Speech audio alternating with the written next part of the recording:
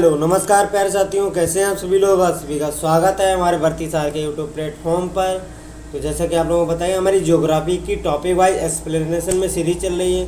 तो उसी एक आज एक बेहतरीन टॉपिक के साथ आए हैं, जिसमें हम लोग डिस्कस करेंगे भारत के वन एवं वनस्पतियाँ। ठीक है, मतलब भारत में किस प्रकार की वन पाए जाते हैं और किस प्रकार की वनस्पतियाँ पाई जाती हैं, सारे क्वेश्चन डिस्कस करेंगे जो कि एग्जाम में आने के लिए मोस्ट इम्पोर्टेंट रहते हैं। जिन लोगों ने हमारे प्रीवियस लेक्चर नहीं देखे ज्योग्राफी के, वो हमारे प्लेलिस्ट को फॉलो कर सकते हैं। तो चलिए बिना किसी देरी आज का सेशन स्टार्ट करते हैं। ठीक है, भारत के वन एवं वनस्पतियाँ। ठीक है, प्राकृतिक वनस्पतियाँ यानी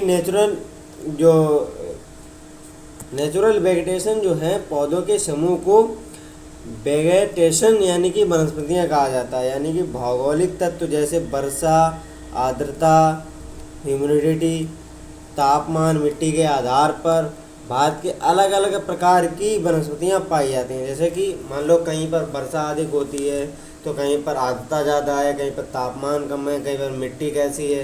तो उस हिसाब से अलग अलग क्षेत्रों में अलग अलग प्रकार की वनस्पतियाँ पाई जाती हैं भारत में। उष्णकटिबंधीय सदाबहार जो सदापर्णी वन है, उष्णकटिबंधीय सदापर्णी वन, ट्रॉपिकल एवरग्रीन फॉरेस्ट, ठीक है, ये पाए जाते हैं भारत में ज़्यादातर। ये वन भारत में अत्यधिक आर्द्रता ह्यूमिडिटी वाले भागों में पाए जाते हैं। ठीक है, ये बात ध्यान रखनी है आपको। और जिन क्षेत्रों पर वार्षिक वर्षा 250 सेंटीमीटर से अधिक होती है और आर्द्रता 70% से अधिक होती है, वहाँ पर उष्णकटिबंधीय सदाबहार वन पाए जाते हैं। अत्यधिक आर्द्रता के कारण ये वन सघन वन यानी कि डेजन और ऊंचे होते हैं। ठीक है, भारत में उष्णकटिबंधीय सदाबहार वन असम, अरुणाचल प्रदेश, मेघालय, मणिपुर, त्रिपुरा, अंडमान निकोबार द्वीप समूह और सह्याद्री क्षेत्र जो है पूरा हमारा महाराष्ट्र वाला, और पश्चिमी घाट, नीलगिरी की पहाड़ियों पर पाए जाते हैं। ठीक है, ये बात ध्यान रखनी है आपको। नेक्स्ट चलते हैं हम लोग। उष्णकटिबंधीय सदाबहार जो सदापर्णी वन होते हैं, ट्रॉपिकल एवरग्रीन फॉरेस्ट जो होते हैं, उष्णकटिबंधीय सदाबहार वन के आधार पर दो प्रकार होते हैं। ठीक है, इनके ये नंबर 1 होता है उष्णकटिबंधीय आर्द्र सदाबहार वन। इस प्रकार के वन सदा हरे भरे रहते हैं। ठीक है, और उष्णकटिबंधीय आर्द्र सदाबहार वन जो है, इस प्रकार के वन हमेशा हरे भरे नहीं रहते हैं। ठीक है, आर्द्र सदाबहार इस प्रकार के हरे भरे नहीं रहते हैं। उष्णकटिबंधीय आर्द्र सदाबहार वन भारत में सबसे महत्वपूर्ण व्यावसायिक वन है। नोट, भारत में सबसे अधिक सघन वनों का क्षेत्रफल अरुणाचल प्रदेश में है। ये बात ध्यान रखनी है, मतलब अरुणाचल प्रदेश में सबसे ज़्यादा सघन वन पाए जाते हैं। नेक्स्ट हम लोग उष्णकटिबंधीय सदाबहार वनों के मुख्य वृक्ष जो हैं, सिनकोना, रबड़, नारियल, बांस, रोजवुड, शीशम, आयरनवुड, ये प्रमुख हैं। इन्हें उष्णकटिबंधीय पतझड़ वन भी कहा जाता है। ठीक है, ये बात ध्यान रखनी है। और उष्णकटिबंधीय पर्णपाती वन को दो भागों में डिवाइड किया है, उष्णकटिबंधीय आर्द्र पर्णपाती वन, उष्णकटिबंधीय शुष्क पर्णपाती वन। ठीक है, जिसमें उष्णकटिबंधीय आर्द्र पर्णपाती वन में हम लोग जैसा भारत में 19.7% भाग पर ये वनस्पतियाँ वन उपस्थित हैं। ये प्रायः 100 से 200 सेंटीमीटर वर्षा वाले क्षेत्र में पाए जाते हैं। उष्णकटिबंधीय आर्द्र पर्णपाती वन को मानसूनी वन के नाम से भी जाना जाता है। ये वन पश्चिमी घाट की ढलान पर भारत के उत्तरी भाग, भाबर एवं तराई क्षेत्र में पाए जाते हैं। ये बात ध्यान रखनी है आपको। नेक्स्ट हम लोग फिर आता है उष्णकटिबंधीय शुष्क पर्णपाती वन। ये भारत में 41.8% भाग पर ये वनस्पतियाँ उपलब्ध हैं, मतलब उपस्थित हैं। ये प्रायः, ठीक है, भारत में ज़्यादा, मतलब सबसे ज़्यादा उष्णकटिबंधीय शुष्क पर्णपाती वनों का विस्तार है। ये हैं वन जैसे उत्तर प्रदेश में, मध्य प्रदेश, महाराष्ट्र, आंध्र प्रदेश, कर्नाटक, तमिलनाडु में पाए जाते हैं। ठीक है, मुख्य वृक्ष आम, शीशम, बबूल, चंदन है इसके। ठीक है, उष्णकटिबंधीय शुष्क पर्णपाती वन के। नोट, चंदन सबसे ज़्यादा कर्नाटक, तमिलनाडु और केरल में पाया जाता है। ये बात ध्यान रखनी है आपको। ये हमारे शुष्क उष्ण पर्णपाती वन इस प्रकार इस क्षेत्रों में पाए जाते हैं और इस क्षेत्र में भी पाए जाते हैं। ठीक है, नेक्स्ट चलते हम लोग। रहता है हमारे नीलगिरी की पहाड़ियों पर चंदन, यूकेलिप्टस के वृक्ष का विस्तार पाया जाता है। नीलगिरी की पहाड़ियों से चंदन की लकड़ियाँ सबसे अधिक मात्रा में प्राप्त की जाते हैं। ये बात आपको ध्यान रखनी है, इंपॉर्टेंट पॉइंट बना के नोट। केरल के नीलगिरी की पहाड़ियों में प्रसिद्ध, ठीक है, साइलेंट वैली जो है राष्ट्रीय उद्यान शांत शांत घाटी स्थित है, ठीक है, ये बात ध्यान रखें। मरुस्थलीय वन जो एरिड फॉरेस्ट होते हैं, इन्हें उष्णकटिबंधीय कांटेदार वृक्ष भी कहते हैं। मरुस्थलीय वन उन क्षेत्रों में पाए जाते हैं जहां वार्षिक वर्षा 50 सेंटीमीटर से कम होती है। ये बात ध्यान रखनी है आपको, मरुस्थलीय वन। नेक्स्ट चलते हैं हम लोग। इन वनों का विस्तार राजस्थान, ठीक है, दक्षिण पश्चिमी पंजाब, दक्षिण पश्चिमी हरियाणा के साथ ही आंध्र प्रदेश, तेलंगाना, कर्नाटक राज्य में अर्धचंदाकार पेटी के रूप में ये वन उपस्थित हैं। इनमें मुख्यतः वृक्ष जो हैं खेजड़ी, बबूल, खजूर, नागफनी, कैक्टस ये प्रकार के पाए जाते हैं, ठीक है। नेक्स्ट चलते हम लोग। खेजड़ी जो है, खेजड़ी राजस्थान, खेजड़ी जो है को मरुस्थल का राजा कहा जाता है, और राजस्थान का जो खेजड़ी है ये राजकीय वृक्ष भी है। और डेल्टाई वन फिर आता है डेल्टाई फॉरेस्ट, ठीक है। डेल्टाई फॉरेस्ट में इन्हें मैंग्रोव, दलदली, ठीक है, स्वैम्पी और जोरी, ठीक है, टाइल वन भी कहा जाता है। ये डेल्टाई वन गंगा, ब्रह्मपुत्र, स्वर्णरेखा नदी, महानदी, कृष्णा, गोदावरी के डेल्टाई क्षेत्र में उगते हैं। गंगा ब्रह्मपुत्र के डेल्टाई क्षेत्र में सुंदरी नामक वृक्ष के कारण इसे सुंदर वन कहा जाता है। ये बात ध्यान रखनी है, ठीक है। और डेल्टाई वनों में मैंग्रोव, सुंदरी, केवड़ा, बंदी वृक्ष पाए जाते हैं। नोट, डेल्टाई क्षेत्र में पाए जाने वाले मैंग्रोव वन चक्रवातों के अवरोधों में महत्वपूर्ण भूमिका निभाते हैं। सबसे ज़्यादा मैंग्रोव वन पश्चिम बंगाल में पाए जाते हैं। ये पॉइंट नोट करके रखना है, ठीक है।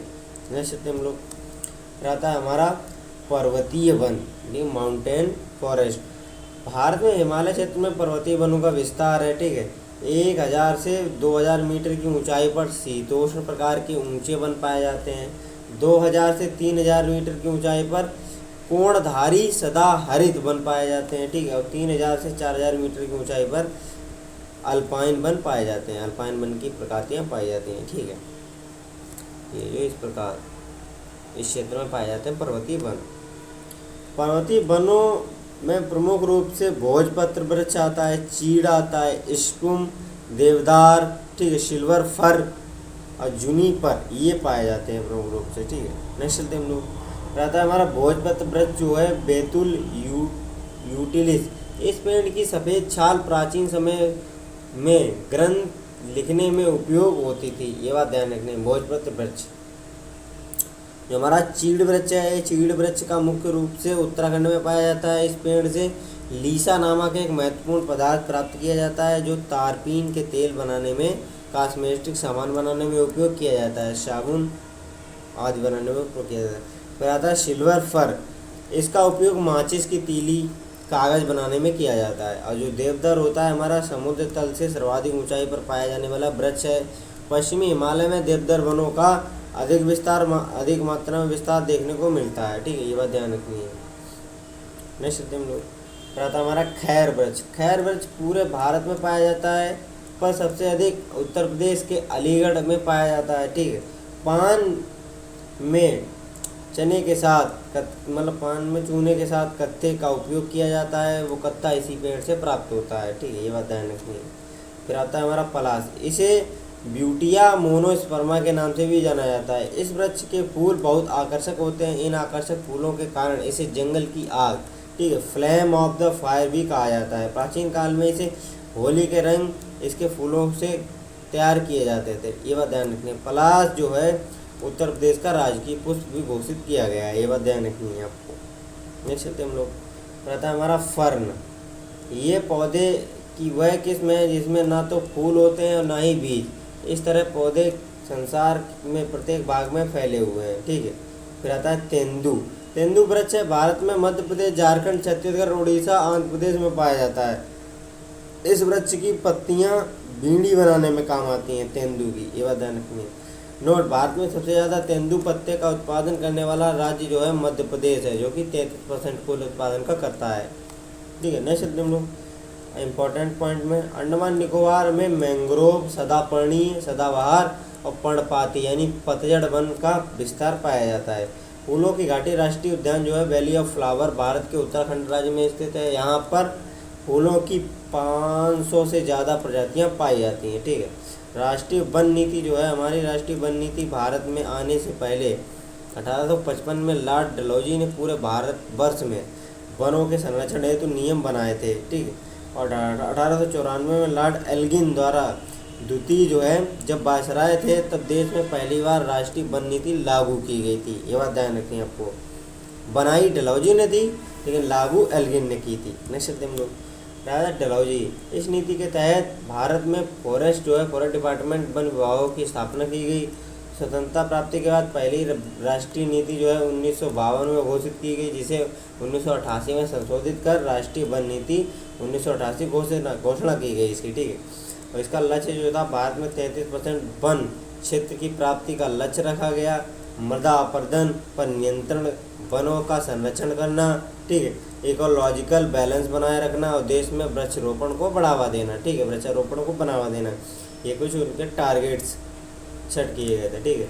वन अनुसंधान संस्थान, ठीक है, जो हमारा फॉरेस्ट रिसर्च इंस्टीट्यूट है FRI, भारत में वन अनुसंधान संस्थान जो है देहरादून में स्थित है। इसकी स्थापना 1906 में की गई थी। ये बात ध्यान रखनी है आपको। हर 2 साल में अपनी ये रिपोर्ट जारी करता है। नेक्स्ट हम लोग रहता है वन अनुसंधान संस्थान जो फॉरेस्ट रिसोर्स है, वन अधिकारियों को प्रशिक्षित करना इसका काम है, और वन रेंजरों को प्रशिक्षित करना। भारतीय वन सर्वेक्षण जो है, फॉरेस्ट सर्वे ऑफ इंडिया जो है, ये संस्था भारत के पर्यावरण, वन एवं जलवायु मंत्रालय के अधीन आती है। इसकी स्थापना 1981 में की गई। FSI हर 2 साल के अंतराल में अपनी भारतीय वन से संबंधित अपनी रिपोर्ट प्रस्तुत करती है। ठीक है। ये बात ध्यान रखनी है आपको। नेक्स्ट हम लोग रहता है वन सर्वेक्षण रिपोर्ट। देश में वनों एवं वृक्षों से आच्छादित क्षेत्र कुल भौगोलिक क्षेत्रफल का 24.56% है। सर्वाधिक वन जो है, वन क्षेत्रफल वाले राज्य जो है मध्य प्रदेश, अरुणाचल प्रदेश और छत्तीसगढ़ सर्वाधिक वन इनमें पाए जाते हैं। और प्रतिशतता के आधार पर सर्वाधिक वन वाले राज्य कौन से हैं? ये है मिजोरम, जिसमें 85% पर वन पाए जाते हैं लगभग। फिर अरुणाचल प्रदेश आता है, फिर मेघालय आता है। देश में मैंग्रोव वनों की उपस्थिति कैसी है? पश्चिम बंगाल में सबसे ज़्यादा, फिर उसके बाद गुजरात में। और वन क्षेत्रफल में सर्वाधिक वृद्धि करने वाले राज्य कौन से? कर्नाटक और आंध्र प्रदेश हैं। ये बात ध्यान रखनी है आपको। नेक्स्ट हम लोग भारत में वृक्षारोपण को प्रोत्साहन देने हेतु 1950 में भारत की कृषि मंत्री KM मुंशी ने वन महोत्सव की शुरुआत की थी। इस महोत्सव को जुलाई के प्रथम सप्ताह में मनाया गया था। चिपको आंदोलन फिर इससे संबंधित है। ये पर्यावरण संबंधित आंदोलन था जो कि 1970 के प्रारंभ में हुआ था। यह भारत के उत्तराखंड राज्य, तब उत्तर प्रदेश का भाग था, में किसानों ने वृक्ष की कटाई का विरोध करने के लिए किया था। ये बात ध्यान रखनी है आपको। और इसके प्रमुख नेता थे सुंदरलाल बहुगुणा। ये बात ध्यान रखनी है आपको। तो चलिए आज का सेशन यहीं पे एंड करते हैं। अगर सेशन अच्छा लगा हो तो लाइक एंड कमेंट करके जरूर जाएं, और अपने प्यारे साथियों के साथ भी सेशन को शेयर करें। तो चलिए मिलते हैं नेक्स्ट सेशन के साथ। तब तक जय हिंद, जय भारत।